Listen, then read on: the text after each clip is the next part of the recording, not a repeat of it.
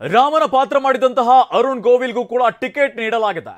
ರಾಮಾಯಣ ಧಾರಾವಾಹಿ ಮೂಲಕವಾಗಿ ಜನಮನ ಗೆದ್ದಂತಹ ಅರುಣ್ ಅವರು ಉತ್ತರ ಪ್ರದೇಶದ ಮೀರತ್ನಿಂದ ಅರುಣ್ ಸ್ಪರ್ಧೆ ಮಾಡಲಿದ್ದಾರೆ. 3 ವರ್ಷದ ಹಿಂದೆ ಬಿಜೆಪಿಯನ್ನ ಸೇರಿದ್ರು ಇವರು. ಈ ಬಾರಿ ಅವರಿಗೆ ಟಿಕೆಟ್ ಘೋಷಣೆ ಮಾಡಲಾಗಿದೆ.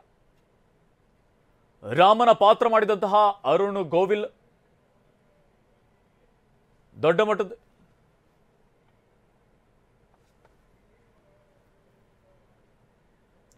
ನವೀನ್ ಜಿಂದಾಲ್ಗೂ ಕೂಡ ಟಿಕೆಟ್ ಘೋಷಣೆ ಮಾಡಿದ ಬಿಜೆಪಿ ಸೇರಿದಂತಹ ಒಂದೇ ಗಂಟೆಯಲ್ಲಿ ಟಿಕೆಟ್ ಘೋಷಣೆ ಮಾಡಲಾಗಿದೆ. ಹರಿಯಾಣದ ಕುರುಕ್ಷೇತ್ರದಿಂದ ಟಿಕೆಟ್ ಘೋಷಣೆ ಮಾಡಲಾಗಿರುವಂಥದ್ದು. ಇನ್ನು ಕಾಂಗ್ರೆಸ್ಗೆ ರಾಜೀನಾಮೆ ನೀಡಿದಂತಹ ನವೀನ್ ಜಿಂದಾಲ್ ಇಂದು ರಾತ್ರಿ 8 ಗಂಟೆಗೆ ಬಿಜೆಪಿಯನ್ನ ಸೇರಿದ್ರು. ಬಿಜೆಪಿ ಸೇರಿದ ಒಂದೇ ಗಂಟೆಯಲ್ಲಿ ಅವರಿಗೆ ಲೋಕಸಭಾ ಟಿಕೆಟ್ ಅನ್ನ ಘೋಷಣೆ ಮಾಡಲಾಗಿದೆ.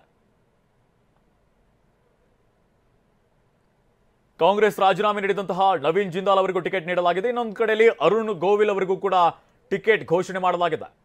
ಈ ಹಿಂದೆ ರಾಮಾಯಣ ಅನ್ನುವಂತಹ ಧಾರಾವಾಹಿ ಬರ್ತಾ ಇತ್ತು. ಇವರು ಸುಮಾರು 3 ವರ್ಷಗಳ ಹಿಂದೆ ಬಿಜೆಪಿಯನ್ನು ಸೇರಿದ್ರು.